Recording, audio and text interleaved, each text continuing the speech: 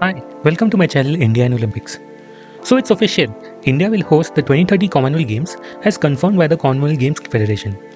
This will be India's first time hosting the event in 20 years since the 2010 Delhi Games.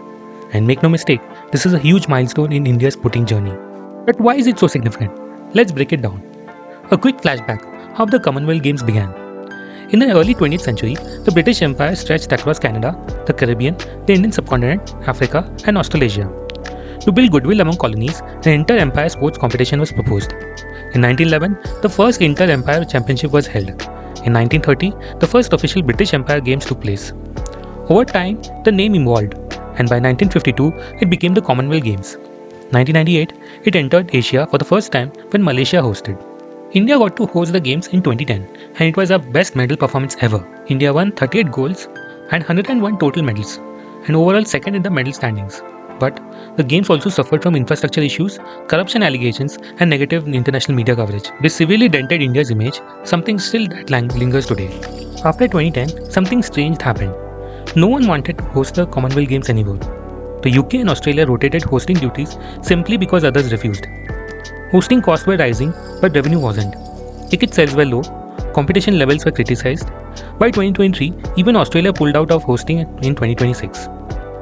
Malaysia declined hosting despite being offered £100 million. For the first time, it looked like the Commonwealth Games might collapse. Glasgow, Scotland eventually stepped in for 2026, but with a cut-down version. Only 10 sports instead of 20, only 215 events instead of 283. The Games were clearly losing relevance. So why did India step in? If at all the Games are declining, why host them at all? Because India is thinking long-term. Hosting the 2030 Commonwealth Games is seen as a stepping stone towards India's dream of hosting the 2036 Olympics. India wants to prove that we can host mega events smoothly. The 2010 controversies are behind us. Our infrastructure and planning have improved drastically. It's a chance at reputation repair and a global confidence boost. Ahmedabad, the home of 2030 Games. The Games will be centered around the Sardar Vallabhbhai Patel Sports Enclave, one of the most ambitious sports projects in the world. The enclave shall be along the Sabarmati River and will include the Narendra Modi Stadium, the world's largest cricket stadium, a 50,000-seater football stadium, a 10,000-seater tennis arena, a 10,000-capacity indoor arena, a world-class aquatic center.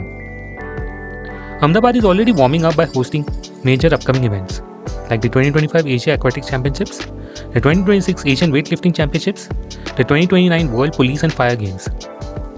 This clearly shows that India is preparing for the Olympics with a serious long-term plan. Why this could trigger a sports revolution in India? For decades, India has been seen as a cricket-centric nation. But a country of 1.4 billion people cannot rely on one sport forever.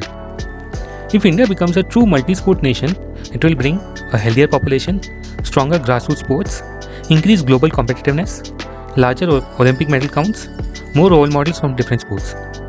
Look at the US. They celebrate basketball, baseball, athletics, and American football equally.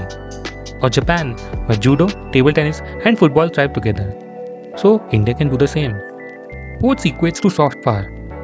Major sporting nations like the United States, China, Japan, France, and Great Britain are also economic superpowers. Their athletes are ambassadors of national identity. Ask someone worldwide to name a famous Argentinian, and you will hear Lionel Messi, and then afterwards Maradona. But there are well-known personalities from Argentina like Pope Francis, Eva Perón, Jose de San Martin, and Che Guevara. Sports can shape a nation's global reputation more than anything else. India can leverage the Games to boost its cultural influence, national identity, and soft power. Tourism and culture, a golden opportunity. With the world's eyes on India, it's the perfect moment to showcase India's tourism, rich cultural heritage, regional cuisines, modern cities, traditions, handicrafts, and festivals. Customized tour packages for fans and athletes can help India earn massive tourism revenue. But there are challenges to overcome. Ahmedabad must gear up in terms of infrastructure. It's just the 7th busiest airport in India, far behind Delhi in capacity. The metro network is improving, but still needs expansion. Roads, public transport, and last-mile connectivity must scale up. Smooth hosting will depend on infrastructure, civic sense, crowd management, and a strong event planning. In summary, why hosting the 2030 Commonwealth Games matters.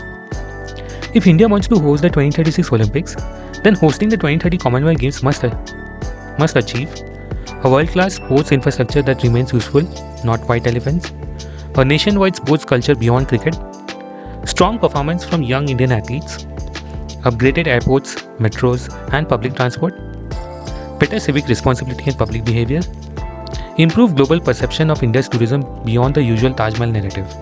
If India pulls this off successfully, 2030 won't be just a sports event, it will be the launchpad for India's Olympic ambition.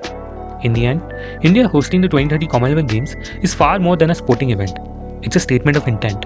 It signals a confident, ambitious nation ready to correct past mistakes, build world-class infrastructure, elevate new generations of athletes, and showcase its culture on a global stage.